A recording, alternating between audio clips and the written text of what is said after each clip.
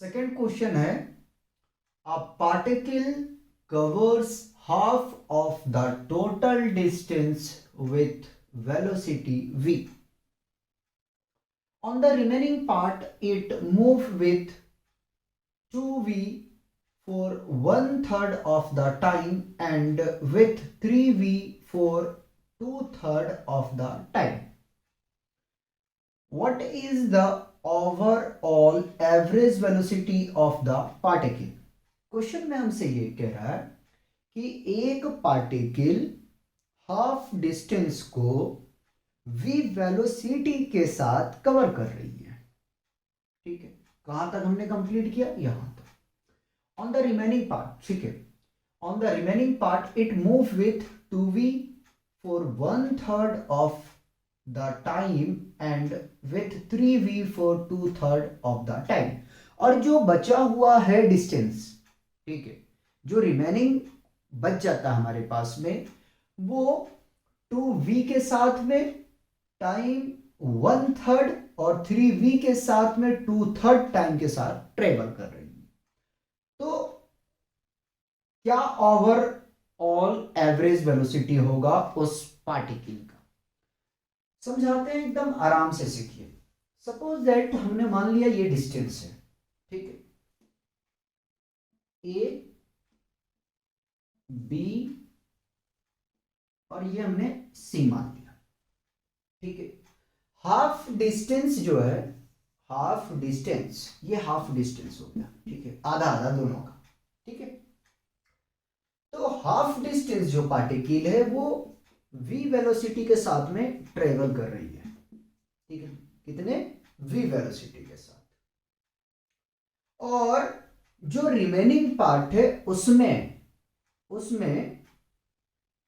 2 velocity यानी 2v के साथ में ट्रेवल कर रही है। इसको मैं d मान लेता हूं, क्योंकि इसमें जो है वो वेलोसिटी जो है वो चेंज हुआ है, टाइम भी चेंज हुआ है और उसकी वेलोसिटी भी चेंज हुआ है, तो उसको मैंने डिस्ट्रीब्यूट कर दिया, यानी बांट दिया, ठीक है। जो दिया हुआ क्वेश्चन उसके हिसाब से कर रहा हूं। b to d में मान लिया हमने कि 2v के स्पीड से, स्पीड ना कहें, वेलोसिटी से चल रही है, और टाइम क्या है? t/3, ठीक है। और d to c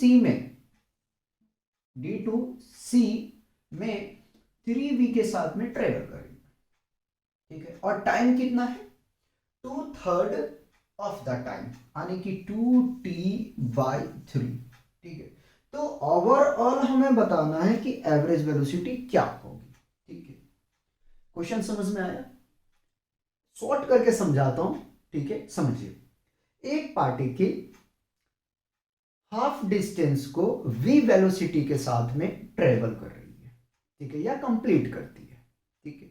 और जो रिमेनिंग पार्ट है वो 2v 1/3 टाइम के साथ, 3v 2/3 टाइम के साथ में कंप्लीट करती है। तो ओवरऑल एवरेज वेलोसिटी उस पार्टिकल का क्या होगा, ये हमें निकालना है, ठीक है।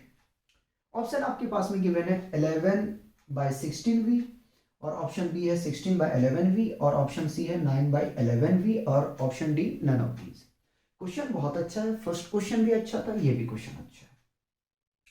तो अपने को करना क्या, पहले a to b निकालते, फ्रॉम a to b, ठीक है। कहां निकालेंगे? a to b में, ठीक है। तो देखिए, हम लोग जानते हैं कि speed equal to distance upon time होता है, ठीक है। टाइम हमें नहीं पता है यहां से यहां तक, तो टाइम पहले निकाल लेते हैं, ठीक है।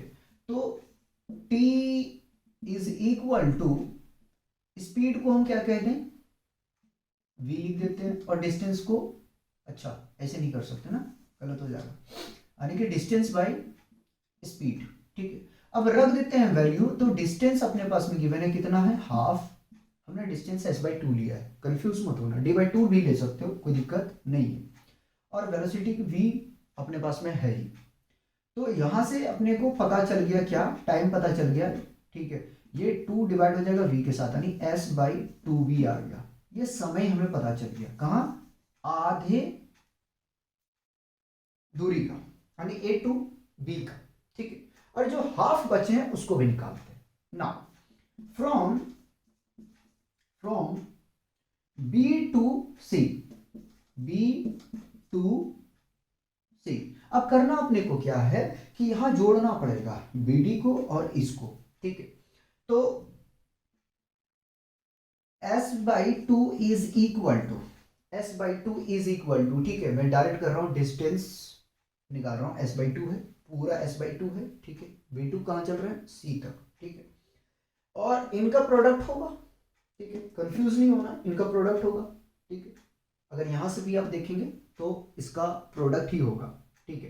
अरे भैया देखो, स्पीड इक्वल टू क्या होता है, डिस्टेंस अपॉन टाइम होता है, ठीक है। तो डिस्टेंस निकालने जाओगे तो v इंटू टी होगा, ठीक है, बस दोनों को जोड़ देना, ठीक है।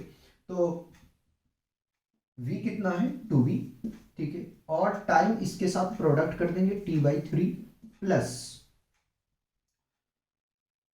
3v into 2t by three, इसको प्रोडक्ट कर दिया हमने, ठीक है, क्योंकि दोनों का सम करना पड़ेगा, दोनों मिल के जो अलग अलग स्पीड के साथ में, वेलोसिटी के साथ में कवर कर रही है डिस्टेंस, उसको ऐड करना है। तो s by two is equal to, multiply करोगे तो ये मिलेगा 2vt by three plus 2 3 6 vt by three, cut मत करो, एलसीएम लेने में इजी होगा। हम एलसीएम लेते हैं तो s by two is equal to, LCM मिलेगा 3, ठीक है। तो ये मिल जाएगा 2vt प्लस 6vt, ठीक है।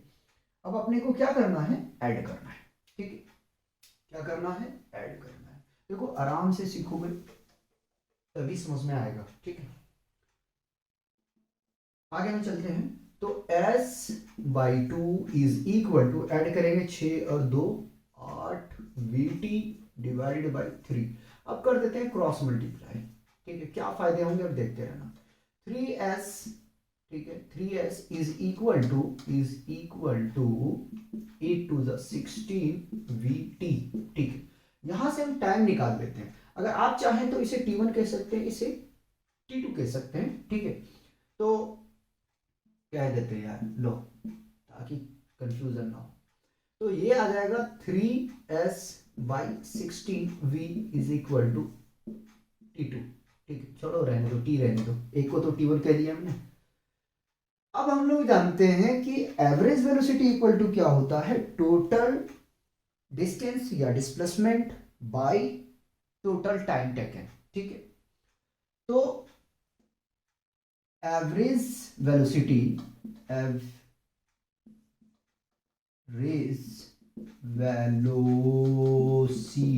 Is equal to, total distance कितना है, टोटल डिस्टेंस को जोड़ो, देखो थोड़ा कैलकुलेट करो, s by two plus s by to, LCM लेंगे तो 2, ठीक है। s प्लस s, थोड़ा सा और सॉल्व करोगे तो 2s बाई टू, 2 से 2 कैंसिल, यानी s है ना।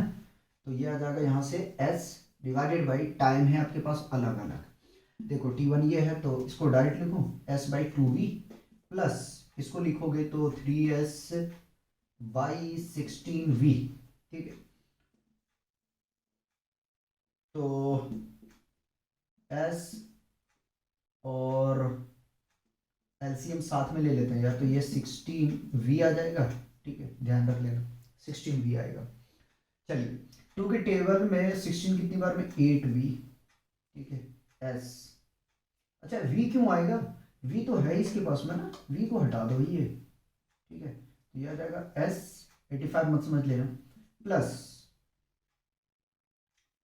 3s, ठीक है। ये 16v मल्टीप्लाई होगा s के साथ में, तो ये बन जाएगा s into 16v divided by, इसको जोड़ोगे तो 11s, s से s कैंसिल आउट हो जाएगा, ठीक है। तो फाइनली कितना आ जाएगा, 16 बाई 11v को आप बाहर ले लो, तो एवरेज स्पीड यहां से हमें पता चल गया कितना आ रहा है, 16 बाई 11v। और ऑप्शन अगर देखें तो अपना बी मैच कर, ठीक है। तो इस तरीके से आपको सॉल्व करना है, अगर आप यूनिट लिखना चाहें तो आप लिख सकते हैं, कोई प्रॉब्लम नहीं, मीटर पर सेकेंड, मीटर पर सेकेंड, लेकिन यहाँ दिया नहीं है तो, लेकिन हमें यहाँ मेंशन करना चाहिए, गंदा लिखने लगे। मीटर पर सेकेंड।